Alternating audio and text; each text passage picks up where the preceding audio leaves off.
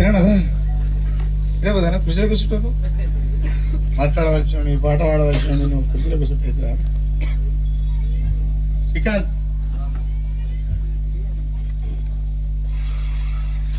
నేను ఈ మధ్య కాలంలో అంటే నేను మాట్లాడే మాటలు కొందరికి నచ్చకపోవచ్చు అయినా నాకు ఇబ్బంది లేదు, నేను ఇట్లనే మాట్లాడతాను. ఏదన్నా ఫీల్ అయితే సారీ కూడా చెప్పాల్సినటువంటి అవసరం కూడా నాకు లేదు, నేను ఇట్లనే మాట్లాడతాను. ఎందుకు అంటే ఎర్ర ఉపాలు లాంటి వాళ్ళు బతుకుంటే ఏం మాట్లాడతారో నేను ఇంకదే మాట్లాడతాను. ఎందుకు మాట్లాడుతుంటే నా కోసం ఒక్క మాట కూడా మాట్లాడాను, కనీసం నా సావుకు రమ్మని కూడా పిలవరిని, నేను అట్టినే మాట్లాడతా. ఇక్కడ వేదిక దగ్గర ఉన్నటువంటి మా ఏపూరి సోమన్న, ఇదే ప్రాంతంలో ఉన్నటువంటి అంటే ప్రస్తుతానికి ఈ ప్రాంతంలో ఉన్నటువంటి మా గిద్దెరామ్ నర్సన్న, సహజంగా ఎవరికైనా ఒక ముచ్చట చెప్పాలి. నేను ఎందుకు మాట్లాడుతున్నా అంటే మాట్లాడడం ఇబ్బంది అనిపిస్తే పాట పాడి కూర్చుంటాం. మళ్ళా నేనేమంటా అంటే సహజంగా ఒక ఎమ్మెల్యే అయిన తర్వాత ఒక మనిషికి ఒక అహం అనేది వస్తుంది, అది చాలా మంది తెలుసు. ఏం కదా రాదా అహం అనేది వస్తుంది. భర్త ఎమ్మెల్యే అయితే భార్య చీఫ్ మినిస్టర్ గా ఫీల్ అవుతుంది. ఏ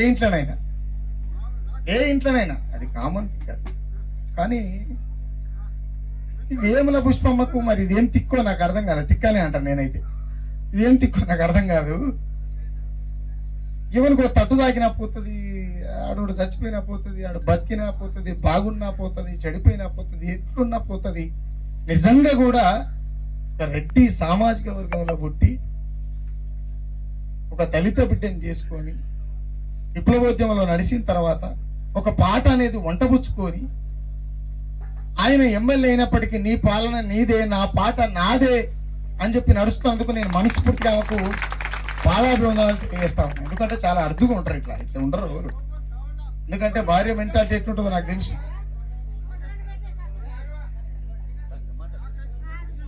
కాబట్టి నేనేమంటే ఈ మధ్యకాలంలో ఈ 2-3 నెలల్లో ఒక సంవత్సర క్రితం సాయి చంద్ కావచ్చు, గద్దారన్న కావచ్చు, ఆ తర్వాత చాలా మంది అంత్యక్రియలకు పోతున్నాను నేను పాడై. నాకు అనిపిస్తుంది ఒకసారి ఏం బతుకుతున్నాం అని. ఎందుకంటే వాళ్ళు మా ముందు వరుసడు, సాయి చంద్ అన్న కావచ్చు మా ముందు వరుసడే, వయసులో పెద్దోడు. సాహిత్య విషయాన్ని పక్కన పెడితే వయసులో పెద్దోడు, ఆయన ఏ వేదిక మీద నోడని. గద్దారన్న ఆ పాటకు తండ్రి, అదేమన్నా కావచ్చు. కానీ కొన్ని సందర్భాలలో బాగా ఇబ్బంది అవుతుంది. ఏమి ఇబ్బంది అవుతుంది అంటే, అరే వాళ్ళు పాడితే ఇన్ని నేర్చుకొని మేము వాళ్ళు చనిపోతే పాట పాడుతున్నాం, ఎంత దౌర్భాగ్యమైనటువంటి విషయం అనిపిస్తూ చాలా బాధ అనిపిస్తుంది. అలాంటి పరిస్థితికి కళాకారులు ఎవ్వరూ రావద్దనేది నా ఇంటెన్షన్. నేను మొన్న సావులో కూడా మాట్లాడిపోయినా, అది మాట్లాడితే చాలా మందికి ఇబ్బంది అవుతుంది కాబట్టి మాట్లాడాను. నేనేమంటా అంటే కళాకారులు అనేటప్పుడు కత్తి తీసుకుంటే ఒక మనిషిని చంపొచ్చు, తుపాకి తీసుకుంటే ఒక రాజ్యాన్ని కూల్చొచ్చు. కానీ నెత్తురు సుక్క గారకుండా ప్రపంచాన్ని జయించగలిగేటువంటి యుద్ధం ఎవడన చేయగలుగుతాడు అంటే నాలిక, వాడే కళాకారుడు.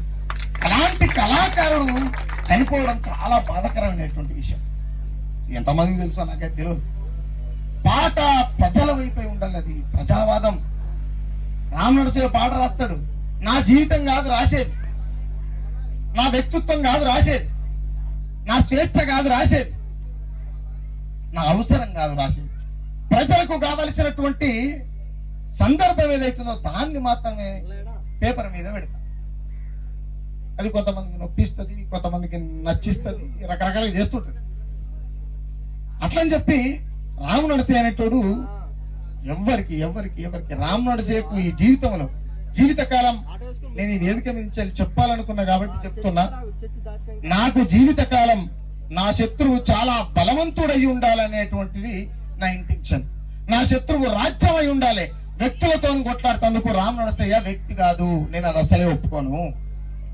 ఎందుకు అని అంటే వ్యక్తులతో కొట్లాడతారు, అబ్బాయి ఎవడన్నా కోయిలమ్మ ఓ కోయిలమ్మ మళ్ళొస్తానని తిరిగి రాడాయనమ్మా. కోయిలమ్మ ఓ కోయిలమ్మ